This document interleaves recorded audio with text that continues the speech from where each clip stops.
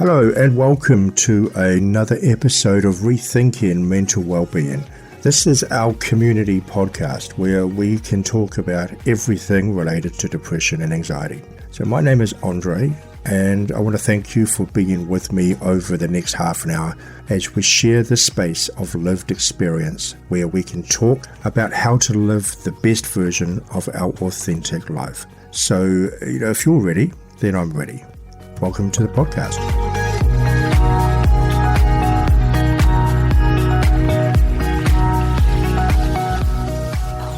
If you're here for the first time, then I welcome you to this space. If you've been here before, then welcome back to the space. What if I told you that there is a tool that can dramatically reduce the effects of anxiety and help with the effects of stress within your brain and your body? And what if I told you that there is also a tool that can dramatically increase the effects of anxiety and panic within your body? And what if I told you it's the same tool, but used in a completely different way? What if I told you that you're already using this tool every day, every hour, every minute, 24/7, 365 days a year? This is a tool you can learn to manipulate to your advantage to help with anxiety, and that you will feel the effects and benefits of by helping get anxiety under control in real time. This will probably be the main tool that will get utilized by you the most often as it's easily accessible to use. You don't have to practice it to master this tool, but you do have to practice it to get better at remembering to use it and how to use it well. For those of us who live with anxiety or a high level of stress, it becomes critical that we develop a toolkit of tools and techniques to employ strategies to alter our internal landscape, so things within our body, and our external landscape, the world around us, for the purpose of changing our landscape of anxiety. For many of us, though, we either don't know about the tools, or if we know of the tools, don't know how to use them properly, or just keep forgetting to use them. So kind of think of a mechanic who only has a screwdriver in their toolkit. A one-tool mechanic will be limited to the jobs that only require that specific tool. There may be other tools in their toolkit, but if they don't know how to utilize them effectively, then they just kind of sit in the toolkit unused and not doing what they're designed to do. And just like this mechanic, there needs to be a range of tools in our toolkit that we can use. Long-term lifestyle maintenance and servicing tools that we can use as a framework for well-being. And these include things like exercise, eating well, sleeping well, the connections we have, activities that provide meaning and purpose, and getting our needs met. We also need certain tools that we can make quick repair jobs, like knowing how to deal with moments of panic and overwhelm. In other words, tools that we can use for our emergency repairs. And when we have a range of tools that we can use for a wide variety of purposes, we feel more equipped to meet the challenges that come our way. And with the practice of these tools, we will become more confident. So in today's session, I'm going to teach you some tools that you can learn and practice that will be used more often than any other tool in your toolkit because, as we said before, it's the most easily accessible to manipulate. We are, of course, talking about breathing. And in this episode, we're going to talk about how breathing affects our anxiety, both in a positive way and in a negative way, and how we can manipulate our breathing to reduce the effects of anxiety and panic. I'm going to start this episode off with a disclaimer though. If you're listening to this and you have any respiratory issues, then please do not practice this until you consult with your doctor first. This episode is offering general discussion points, offering general tools. It is your doctor or medical professional that will turn these tools into something specific for you that fits around your needs and your requirements. Oxygen is the one thing that most living organisms need to survive. It is essential for our growth and our development. Oxygen is what keeps the brain and our cognitive system functioning properly. and it feeds our organs and our cells within our body. Oxygen helps and enhances our immune system, and we need a certain amount of oxygen to be circulating in our blood, bringing oxygen and other nutrients to all parts of the body, because all our systems in our body depend on oxygen to make energy so they can keep working. And breathing is the mechanism that our body uses to get that oxygen into our system. Breathing is also the language that your nervous system understands. And if you're like me who lives with anxiety, this information becomes critically useful, because anxiety is not only a mental health issue, it is a nervous system issue and a breathing issue. The world we live in, the environment we find ourselves in, the busyness and the stress wrapped in our day, the worries and overthinking, the expectations and demands that we place on ourselves, the anxieties we wear, and our health conditions all contribute to the way that we breathe. We breathe either too fast or too rapid, or too shallow or too slow. And if both of these are not matching the conditions and the environment that we're in, or doesn't match with our metabolic needs, then our breathing is out of alignment and out of balance from its preferred breathing state. According to James Nestor, the author of the book Breathe, our constantly over-breathing causes our adrenaline and blood sugar to spike, and remaining in that state wears the body down further. He also mentions that people who have anxiety are especially prone to breathing far beyond their metabolic needs. An example of this is when you're at the gym.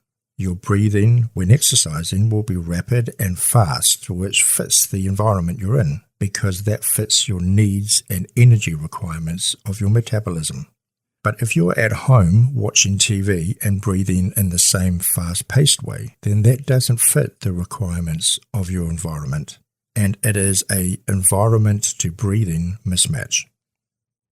On average, and I want to stress this is on average, we breathe in about 6 liters of air or oxygen per minute. This is about 12 to 14 breaths per minute. Over-breathing is essentially anything from 16 breaths per minute and over. It is this over-breathing, though, that sends a signal to your brain to become more excitable. We are telling our nervous system through this type of breathing to activate the fight-flight response.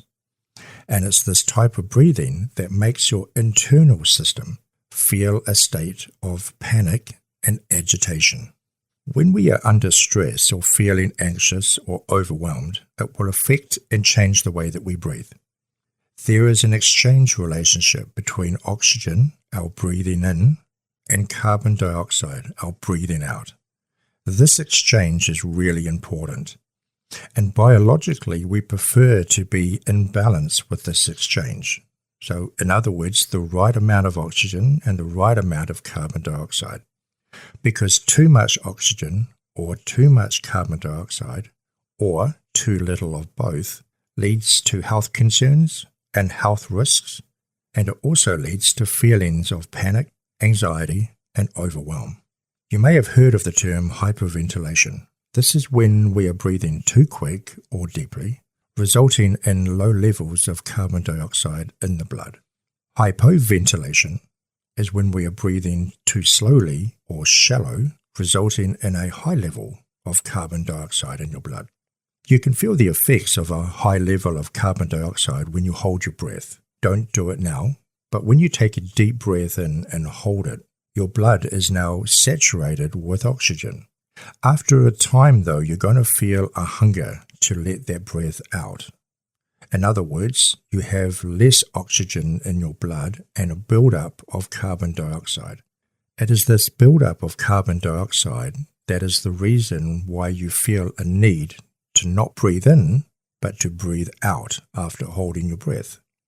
And you breathe out so the buildup of that carbon dioxide from holding your breath can be expelled, and then you take another inhale of oxygen to replenish and get the levels back into balance again. So why is all this important? Because that feeling of needing to breathe correctly when you are not is your body's signaling either a lack of air or a buildup of carbon dioxide, telling you that your breathing is out of optimal balance. This is what we call air hunger.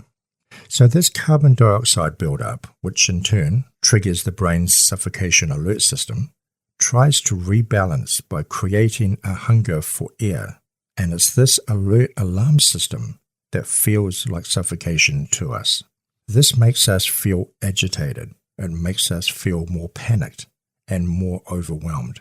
And we are feeding anxiety the fuel it needs to keep going, which is this off-centered exchange between oxygen and carbon dioxide.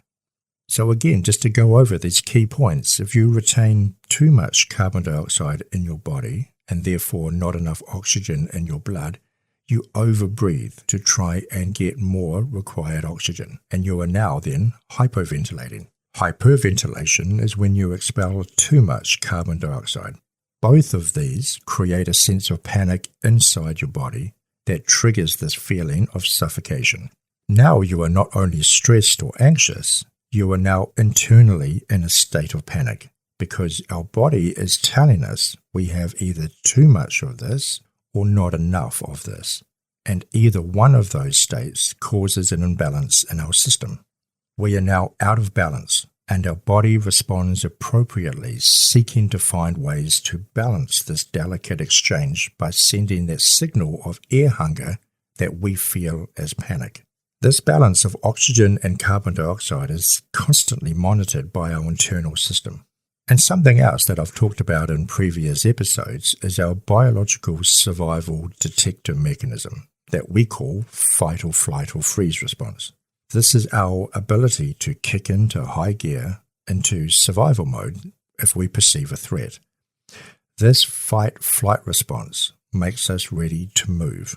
This gives us a sense of agitation and urgency.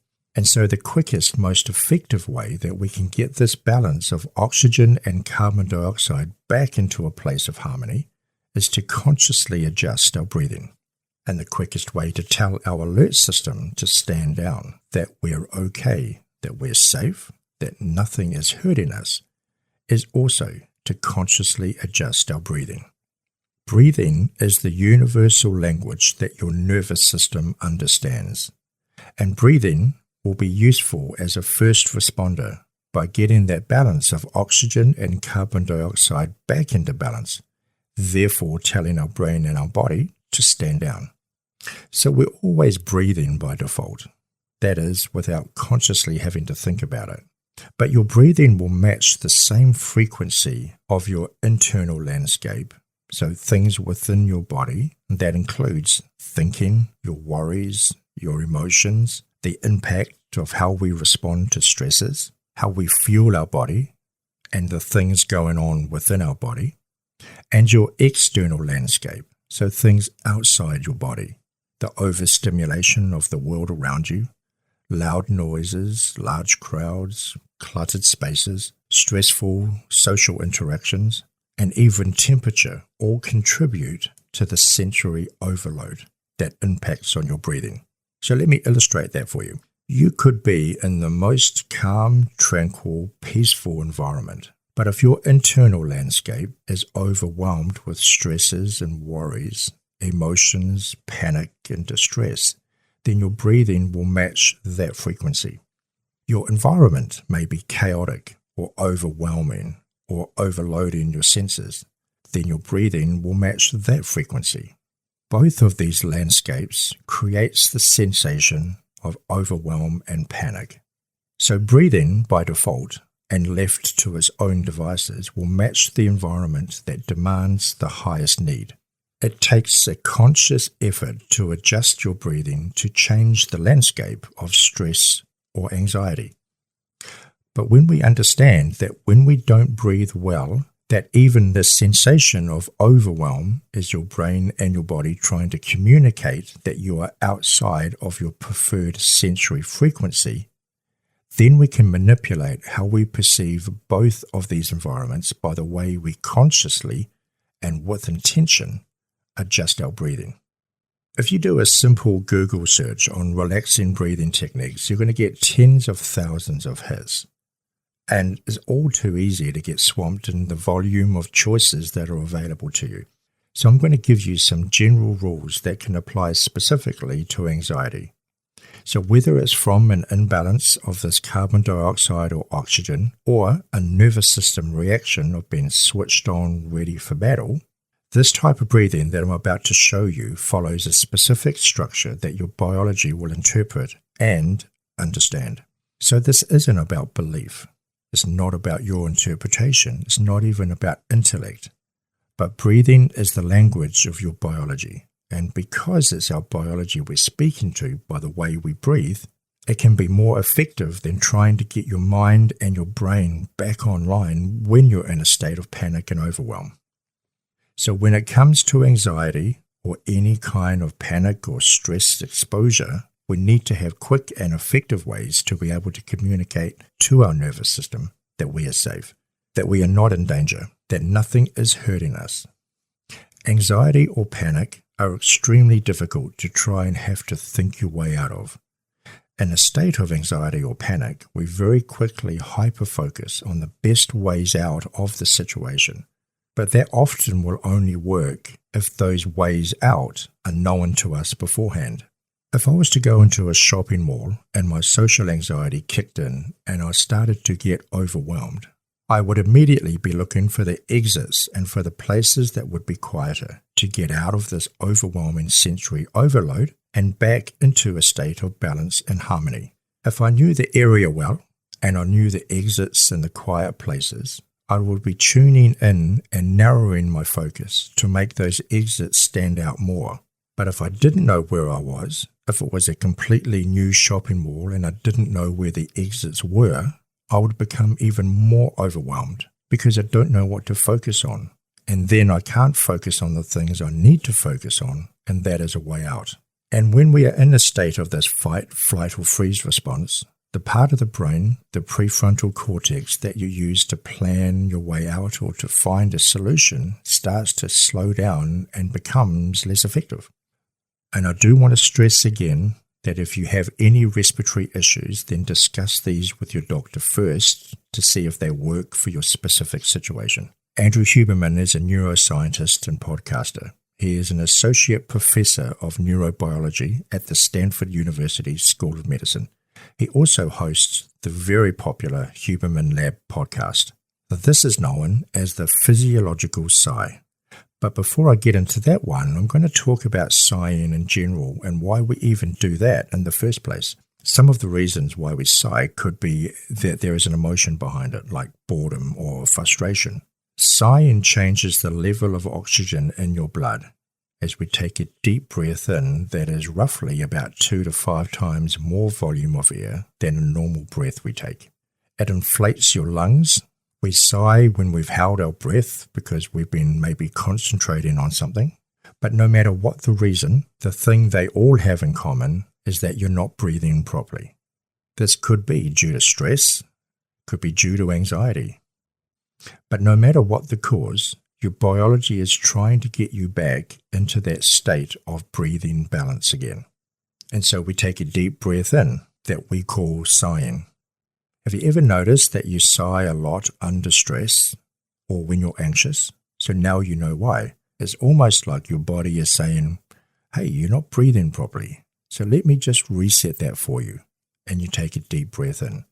But without that conscious awareness and focus of why you are doing that, our emotions will again drive our breathing to the familiar patterns and speed that stress and anxiety have set for us. So this specific type of sighing, this physiological sigh, is something that we do often throughout the day. We do it while we're sleeping, and we're often doing it without even knowing we're doing it. We do it when levels of carbon dioxide get too high in our body. And to bring ourselves back to a place of balance between carbon dioxide and oxygen. We do this when we've been holding our breath for concentration or for other reasons. We do this just before we go to sleep, and we do it in deep sleep. And even animals would do this. So if you have a dog, for instance, just before it goes to sleep, it lays down on its bed, it'll do this specific type of breathing. We also do this type of breathing when we've been crying, and the sobbing part of crying is this type of breathing in action. This is your biology trying to comfort you because you are clearly emotionally upset, which your biology registers as distress and therefore tries to calm you down by this type of breathing. So neuroscientists and psychologists call this the physiological sigh. This type of sighing works in real time. You can use this immediately and you'll almost immediately feel the benefits of this within your body. And just like any type of breathing though, this is not an anxiety cure, but it is designed to reduce the negative effects of anxiety within your body by rebalancing your breathing.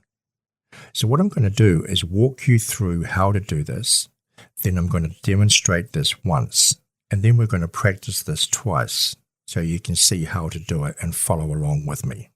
So the way to do this is you're going to take 2 breaths in and a longer breath out. So the first breath in is a deep breath, like you're taking a breath to hold it. But when you've done that, you're going to draw in another quick, short breath in. You're not going to be able to get much more breath into that second breath. So it's literally a quick breath, almost like another gasp in. And when you breathe out, though, you're breathing out at a pace that is slower than you're breathing in. Almost like you have a candle that's lit about a foot away from your face, and you're exhaling so the flame flickers without the flame going out. And that's the trick. The exhale becomes longer than you're breathing in, because that type of breathing is talking directly to your nervous system, telling it to stand down and to rest. So it's 2 inhales and a long exhale. So let me demonstrate this for you. So we're taking a deep breath in first, and then another breath in, and then slowly breathing out.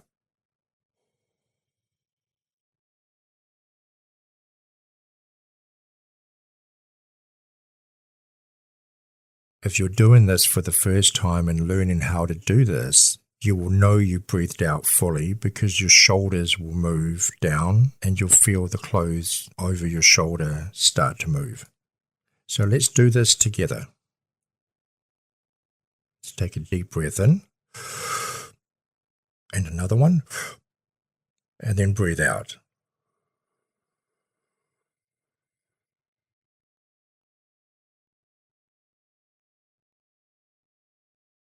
You don't have to make the noise. I'm just making the noise for illustration purposes, okay? Let's do this once more. Take a deep breath in, and another one, and then out.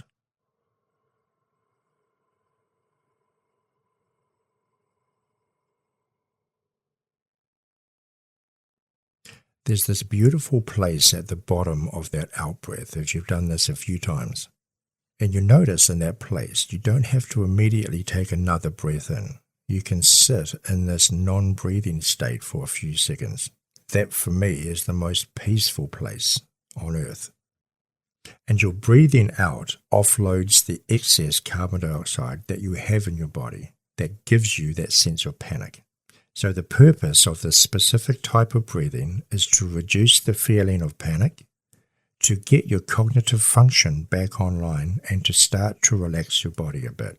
You can repeat this 10 to 15 times, but you'll feel the effects of this in your body after repeating it only 2 or 3 times. But it's really important that you feel the differences between before you did it and after you've done it.